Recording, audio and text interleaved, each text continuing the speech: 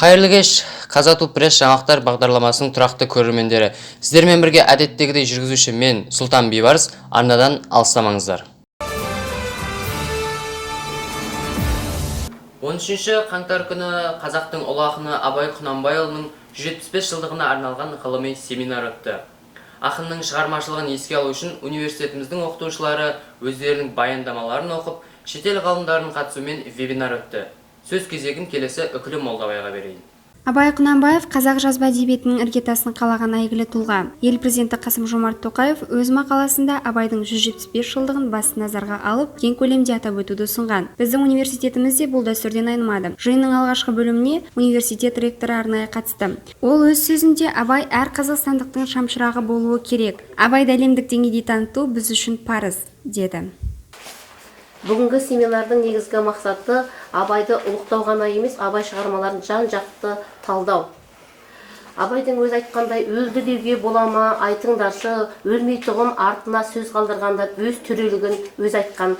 Абай мәңгілік тақырып. Ғабит Мүсірепов жазушы Абай жолы романын оқығанда былай депті: мен Абай жолы романын оқыған сайын ішінен бір жаңалық тапқандаймын. Осы Абай жолы роман арқылы қазақтың салтын, дәстүрін, мәдениетін, әдебиетімен толыққанды таныстым деген. Рухани мұраға толы жиынды ұйымдастыруда Нұр-Сұлтан қаласындағы Достық үйінің басшылығы да белсенділік танытты. Атап айтқанда Қазақстан Халқы Ассамблеясының мүшелері біртуар ақынның мерейтойына байланысты алдағы жоспарлармен бөлісті. Сонымен қатар семинар қатысушылары өз тараптарынан ұсыныстарын білдірді. Абайдың ой тұжырымдары баршамызға қашанда рухани азық болады. Сондықтан сананы жаңғырту арқылы 21 ғасырда еліміздің тың серпінмен дамуына жол ашамыз. Абайдың әрбір сөзі, әрбір терең ойы бүгінгі ұрпаққа тәлім, тәрбие, бағыт, бағдар береді. Соны ұрпақ қағидаға айналдырса, соны ұрпақ ұстанымға айналдырса, одан үлкен өзіне керек дүниелер таба алады деп ойлаймын. Мысалы, қазір Абайдың сөздерін, афоризмдерін, жақсы сөздерін көшеде біз билбордтар іліп жатамыз ғой, соған Абайдың сөздерін іліп қойса қандай керемет болар еді. Абайдың мектеп жасынан бастап абайтануды оқытса, абайтану курстары, мысалы осындай техникалық университеттерде Абайдың курсы өте тиімді болады. Ұлы ақынның шығармалары бүгінде өзектілігін жоғалтқан жоқ. Абай туындылары арқылы халқымыз ұлттық мұрамызды қазіргі оң үрдістермен үйлестіріп дамыта алады. Үкілі Молдабай, Елизат Әділ, Казату пресс. Университет қабырғасында өлмейтұғын артында сөз қалдырған деген атпен қазақтың біртуар ұлдарының бірі данышпан ақын, ойшыл Абай Құнанбайұлының 175 жылдығына арналған кеш өтті. Кештің ауқымдылығы мен ерекшелігі 175 студенттің сахнада ақынның «Көзімнің қарасы» әнін орындауында болды. Сондай-ақ кеште ұлы Абайдың қара сөздері, өлеңдері және де әндері айтылды. Аталмыш шара университеттегі ұлы халықтың ұлы Абайы апталық аясында өнер және шығармашылық факультеті және де тәрбие ісі жөніндегі департаменттің ұйымдастыруымен өтті. 14 ақпан күні университетімізде гуманитарлық факультеттің қазақ және орыс тілдері кафедрасының ұйымдастыруымен еліміздің орта мектептерінің 10-11 сынып оқушылары арасында қазақ және орыс тілдері пәнінен республикалық олимпиада өтті. Толығырақ тілшіміз баяндайды. Олимпиадаға қатысуға еліміздің түкпір-түкпірінен барлығы 150 оқушы өтінім берген. Ал Олимпиаданың өзіне 2 сыныпты бірге есептегенде орыс тілі пәні бойынша 44 адам және қазақ тілі пәні бойынша 47 адам келді. Олимпиаданы өткізудегі негізгі мақсат жастардың өзге де біліммен бірге тілді меңгеру мен қазақ тілінің болашақтағы мүмкіндіктері мен қолданыс аясының кеңеюіне ықпал ету дейді ұйымдастырушылар. Бірінші тур жазбаша тур. Мазмұндама жазып жатыр қазіргі кезде балдар. 1 сағат көлемі беріледі. Одан кейін екінші турымыз бар. Ол балалардың шеттен келген балаларды бөгемес үшін бір күнде өткізуді жоспарладық.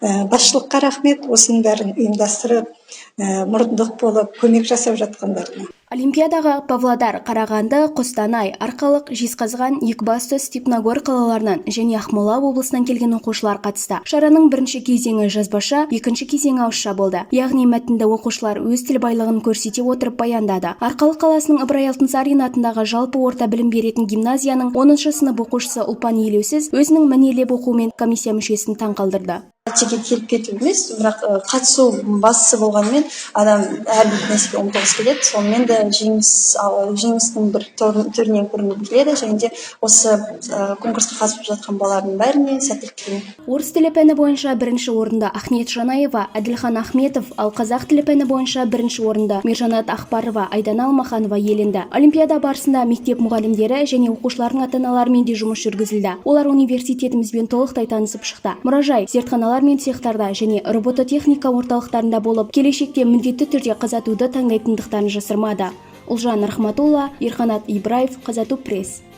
Университетіміздің 3-ші курс студенті Ержан Амангелдинов ЖРБСЖД факультетінің 3-ті моделін құрастырды. Озық технологияның қалай жұмыс істейтінін тілшіміз Дариға Ақынбай өз көзімен көріп қайтты.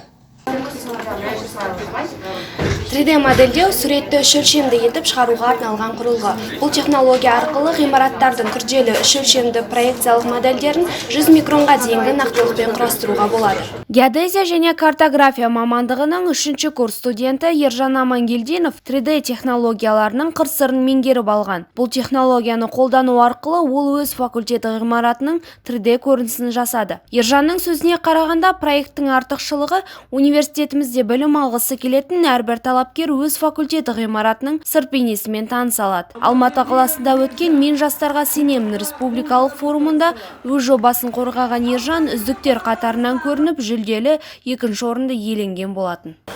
Мен басында біз дрон бар ғой, DJI Phantom деген кішкентай дрон. Осымен далаға шығып, фотосуреттерді жасадық. Мен көріп тұрғанымыздай, осылар фотосуреттер. Фото түсірген кезде, яғни 3D жасау үшін бізге фотографиялар перекрытиемен керек болу керек. Яғни бір фотография екінші фотографияны солай жауып тұру керек. Осыдан кейін кодтарды обработка қойған кезде бізде облака точек дейді. Осы әрбір фотография білгенде әрбір фотография пиксель тұрады. Әр пиксельдің значениялары бар. Мысалы осы жерді танысақ, бізге көрсет, осы жер қанша фотографияда тұр, яғни перекрытиясымен. Яғни 3D жасаған кезде более точно болады. Ержан 2019 жылдың жаз айында гаж орталығында жұмыс жасап, біршама тәжірибе жинаған. Мәселен, Ақтөбе және Ақмола облысы жерлерін зерттеу атты жобасы оның болашақта білгір маман болатынын айқындайды. Сондай-ақ ол картографиялық контентке өңдеу жасайтын HiaMap Creator халықаралық компаниясы арқылы спутниктік кеңістіктердің карталарын жасаған. Қазірде геодезиялық бағытта түрлі зерттеулермен айналысып жүрген Ержан талабы бар жастарға бары білерін үйретуге дайын екенін айтып отыр. Мамандығым геодезия және картография. Өте қызықты мамандық. Қазіргі кезде студенттер өте көп. Яғни бұл мамандық алдында көптеген күшті және де мықты жұмыстар жасайды. Олардың біреуі геодезия. Геодезия жерде өлшейміз. Ал картография болса, яғни камералдық жұмыс жасаймыз, картамен жұмыс жасаймыз.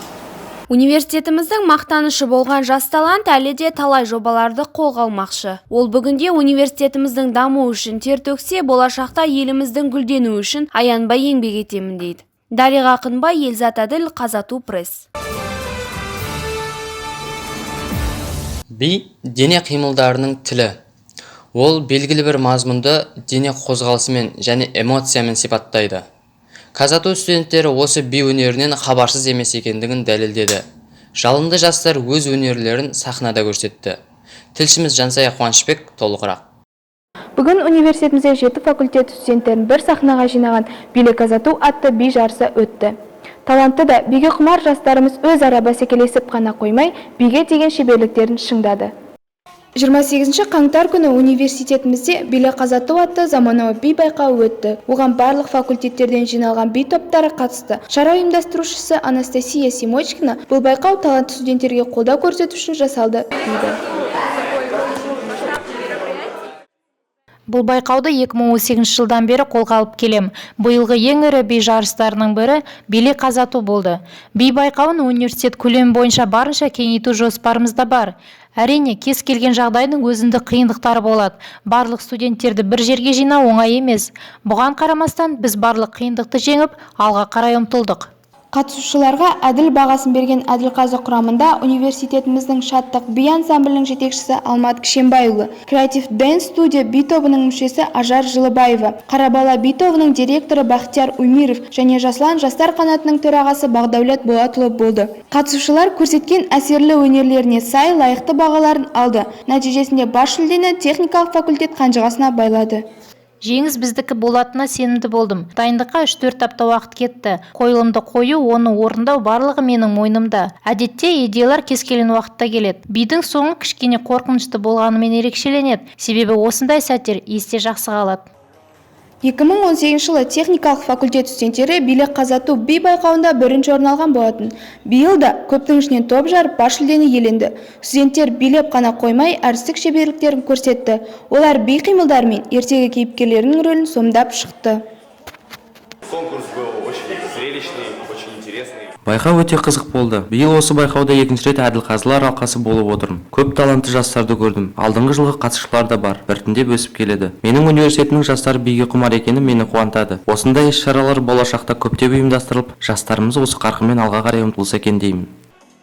Қазатудың Жаслан жастар қанатының төрағасы Бағдәулет Болатұлы болашақта Беле Нұрсұлтан атты заманауи би байқауын ұйымдастыруды ұсынды.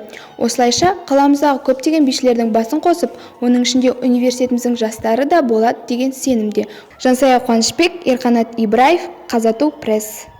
2020 жылы 7 ақпан күні Сәкен Сейфуллин университетінде Ақжелкен театрының ұйымдастыруымен қыс сыны 2020 байқауы өтті. Аталмыш сайыс жастарды отанына, ата-анасына, мамандығына деген сүйіспеншілігін оятып, инабаттылық пен мәдениеттілікке тәрбиелеуге бағытталған. Байқау таныстыру, қолөнер бұйымдары мен дәмді тағамдар дайындау, білім мен салт-дәстүрге байланысты сұрақтарға жауап беру, өз өнерін көрсету секілді сайыстардан тұрды. Ақжелкен театрының жетекшісі Думан Умаров аруларымыздың өнерін жоғары бағалады. Енді бұл жылда ұйымдастырылып келе жатқан үрдіс, Сәкен Сейфуллин атындағы агротехникалық университеттің ата дәстүрі десек те болады. Бұл бұған дейін болған, одан кейін де бола бермек бұйыртса. Енді өнерде бап та шабады, бақ та шабады дейді. Бүгін біреудің бағы оза шауып, біреудің бабы оза шауып, жеңіске жетпей жеңіске жетті. Бұндай жобаларды ұйымдастырудың артықшылығы бұл біздің қазақы ұлтымыздың дәстүрлерін дамытамыз. Өзіміздің қандас бауырларымызды өзіміздің қазақылық нақышқа қазақ болуға шақырамыз. Өйткені әрбір қазақ менің жалғызым. Аруларымыздың бәрі өте жақсы дайындықпен келген. Біреуі ән айтса, екіншісі мың бұрала биледі. Дәстүрге байланысты сұрақтарға да мүдірмей жауап беруге тырысты. Сынға түскен арулардың өнері мен сұлулығы бірінен бірі өтеді. Дегенмен арулардың арасынан суырлы балға шыққан агрономия факультетінің 2-ші курс студенті Фариза алпамыз гран-при иегері атанды. Бұл байқаудан алған әсерімді сөзбен айтып жеткізе алмаймын. Мен тіпті өзімді осындай жүлдеге ие боламын деп те ойлаған жоқпын. Өте сөзбен айтып жеткізе алмаймын. Бүгінгі байқауда көрсеткен өнеріңіз өз ойыңыздан шықты ма? Иә, әрине өз ойымнан, және де маған бұған көмектескен агрокдем, яғни агрономия факультетінің кдем мүшелері, және де өзімнің Ақжелкен театрым. Бүгінгі жарыс барысында немесе осы жарысқа дейінгі дайындықтарда қандай қиындықтар тудырды сізге? Қандай қиындықтар болды? Қиындықтар дегенде барлығымызда да қиындықтар болады ғой, бірақ сахнаға шыққан кезде қобалжумен, жаңағыдай дайындықпен оның барлығы да ұмытылып кетеді екен. Биыл қысына байқауы университет қабырғасында осымен 9-шы рет өткізіліп отыр. Жүлделі орындардан бөлек көрермен көзайма номинациясы бойынша энергетикалық факультетінің студенті Сабина Машыранова, өнерлі ару номинациясы бойынша жер ресурстарын басқару, сәулет және дизайн факультетінің студенті Көркем Елжан, сымбатты ару номинациясымен компьютерлік жүйелер және кәсіптік білім беру факультетінің студенті Аружан Өтепбергенова марапатталды. Олжан Рахматулла, Дулат Темірбеков, Қазату пресс. Бүгінгі жаңалықтар легі осындай. Келесі кездескенше аман сау болыңыздар.